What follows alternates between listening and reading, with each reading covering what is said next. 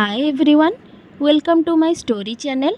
आज मु आपणमानक पई नहीं आसी खूब सुंदर हृदयस्पर्शी कहानीटीए इमिटेशन चूड़ी। विमला मैडम आम पाख पड़ोसी, खूब बड़ लोक सेमाने। तांको स्वामी पुलिस विभागर जड़े उच्च पदस्थ कर्मचारी। पेशारे पुलिस हेले भी खूब शांत स्वभावर लोक एवं खूब दयालु मध्य पुलिस बाबू। तांकर दुईटी झियो आउ गोटिए पुओ। पुओ झियो माने बड़ बड़ स्कूल रे पाठ पढ़ती, कथा कथारे इंग्राजी कहती। मैगी, चाउमिन, पिज्जा हेउची तांकर सकाळर जलखिया। विमला मैडम प्रतिदिन किटी पाटी रे व्यस्त रहती।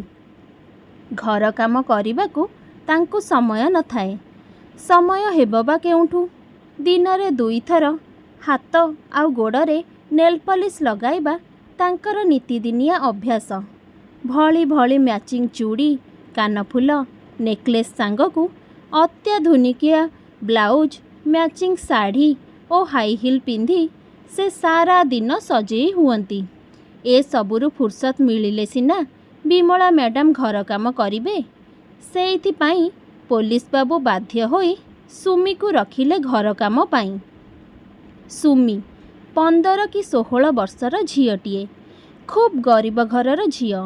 ता माँ मरीगला परे बापांको निर्यातना सही न पारी घर छाड़ी आसी स्टेशन रे जरी गोटेई निजर गुजुराण मेंटौथिला। दिने पुलिस बाबू ड्यूटी करुथिबा समय रे ताकू देखी निज घर को नहीं आसीथिले। भाबिथिले गरीब छुआटाकू पाठ पढ़ेइबे, किंतु विमला मैडम तांकू घर कामरे लगाई देले। सुमी घरर सबू काम करे, अईठा बासन माजे, घर झाड़ू करे, कपड़ा सफा करे, एमिति कि बेले बेले पिलांक जोता मध्य पॉलिश करी दिए। एतिकी टिकिए छुआ हातरे एते बल कोउठू आसे केजानी। पुलिस बाबू सुमी को खूब भल पाती, ठीक निज झियो परी।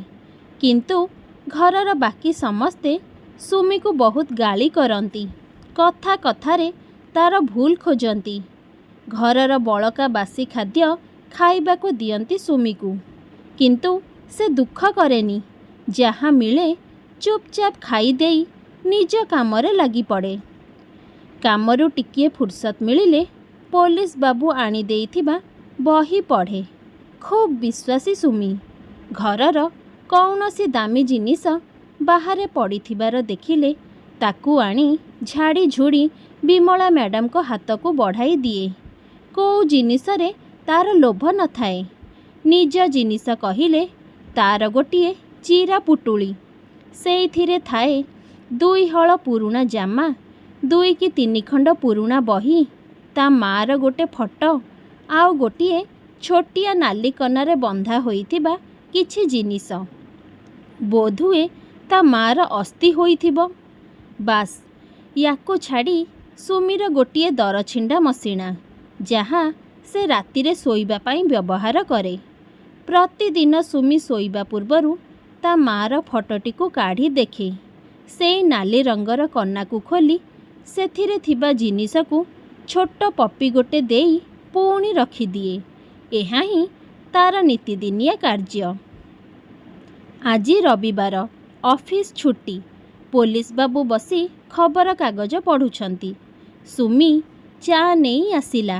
हातरे पिंधिथिला हलदी रंगर दाउ दाउ होई जळुथिबा 2 पट चूड़ी। सुमी पुलिस बाबू को प्रणाम कला। सुमी हातरे थिबा चूड़ी 2 पट देखी पुलिस बाबू स्मित हास्य देई कहिले, अरे सुमी, चूड़ी 2 पट तो गोरा हाथ को खूब भल मानुछि, हेले टिके बड़ होई गला।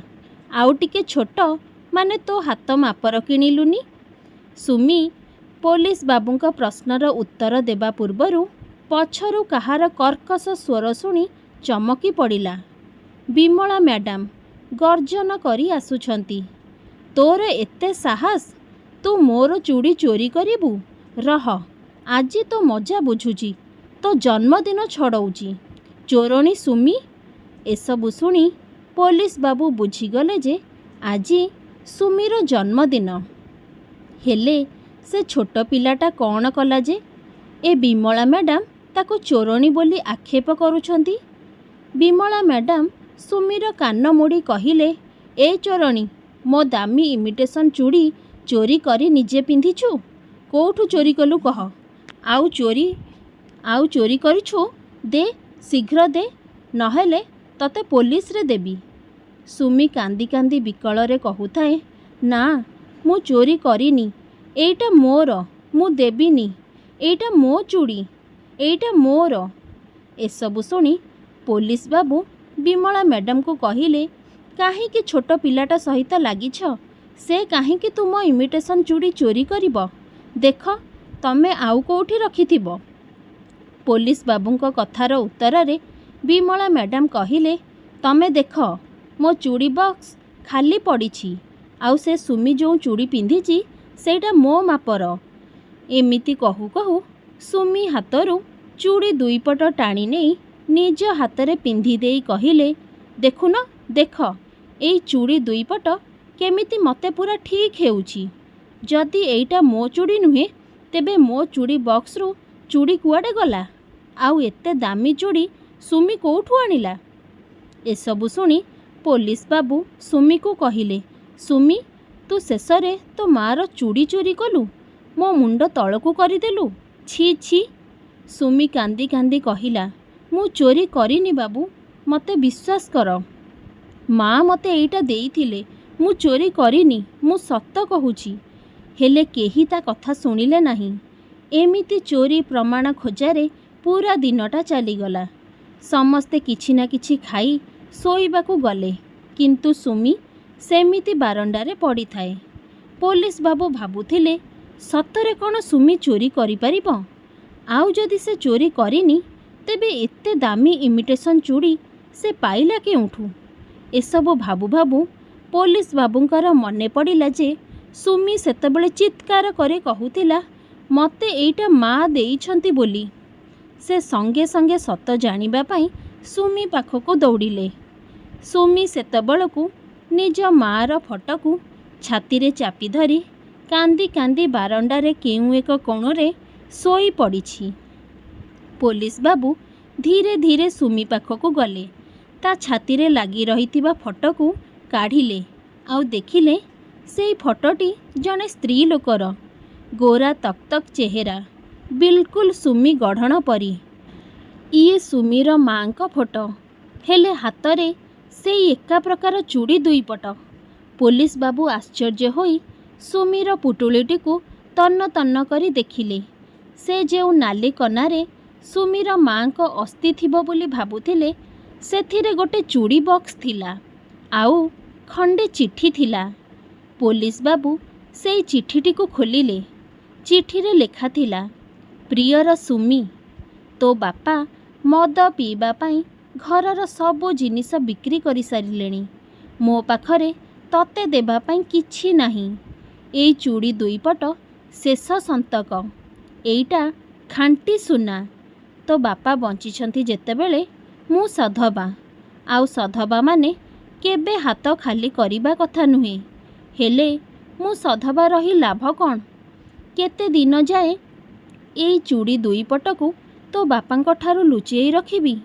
ସେ ଯେଉଁଦିନ ମୋ ହାତରେ ଏଇ ଚୁଡ଼ି ଦେଖିବେ, ମଦ ପିଇବା ପାଇଁ ନିଜ ହାତରେ ମୋତେ ବିଧବା ସଜେଇ ମୋ ହାତରୁ ଖୋଲି ନେଇଯିବେ।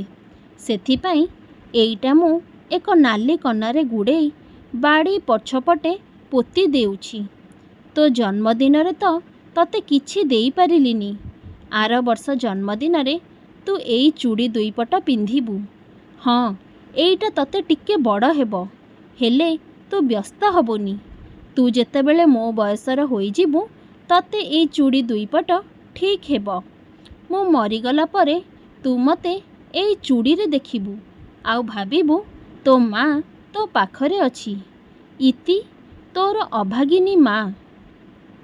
ପୋଲିସ ବାବୁ ଏସବୁ ପଢ଼ି ଦୁଃଖରେ ଭାଙ୍ଗି ପଡ଼ିଲେ, ଆଉ ସ୍ପଷ୍ଟ ଭାବରେ ଜାଣିଗଲେ ଯେ ସୁମି ଚୋରି କରିନି। ସେ ସୁମିକୁ ଭୁଲ ମାଗିବା ପାଇଁ ତାକୁ ନିଦରୁ ଉଠାଇବାକୁ ଚେଷ୍ଟା କଲେ, ହେଲେ ଏ କ'ଣ? ସୁମିକୁ ଯେତେ ଡାକିଲେ ବି ସେ ଉଠୁନି। ହାତ ଗୋଡ଼ ନାଠି କରି ପଡ଼ିଛି। କିଛି ସମୟ ପୋଲିସ ବାବୁ ସୁମିକୁ ନିରେଖି ଦେଖି ଜାଣିବାକୁ ପାଇଲେ ଯେ ସୁମି ଆଉ ନାହିଁ। ସମସ୍ତଙ୍କୁ ଛାଡ଼ି ଆରପାରିକୁ ମାନେ ତା ମା ପାଖକୁ ଚାଲି ଯାଇଛି। ସକାଳ ହେଲା। ବିମଳା ମ୍ୟାଡ଼ାମ ରେଡ଼ି ହୋଇ ସୁମିଠାରୁ ଛଡ଼େଇ ନେଇଥିବା ଚୁଡ଼ି ପିନ୍ଧି କର୍କଶ ଗଳାରେ ଚିତ୍କାର କରି ଡାକି ଡାକି ଆସିଲେ, ଆଲୋ ହେ ଚୋରଣୀ ସୁମି, ଆଜି ଚା ଜଳଖିଆ ଦେବୁନି କି? ପୋଲିସ ବାବୁ ସେତେବେଳକୁ ସୁମିର ମର ଦେହଟାକୁ କାନ୍ଧରେ କାନ୍ଧେଇ ବାଡ଼ିପଟ ଆଡ଼କୁ ଯାଉଥିଲେ। ବାଡ଼ିପଟ ଝରକା ପାଖେ ଦେଖିଲେ ବିମଳା ମ୍ୟାଡ଼ାମଙ୍କ ହଜିଯାଇଥିବା ଇମିଟେସନ୍ ଚୁଡ଼ି ଦୁଇପଟ ପଡ଼ିଛି। ପୂରାପୂରି ରଙ୍ଗ ଛାଡ଼ି ଯାଇଛି ସେଇ ଚୁଡ଼ି ଦୁଇପଟରୁ।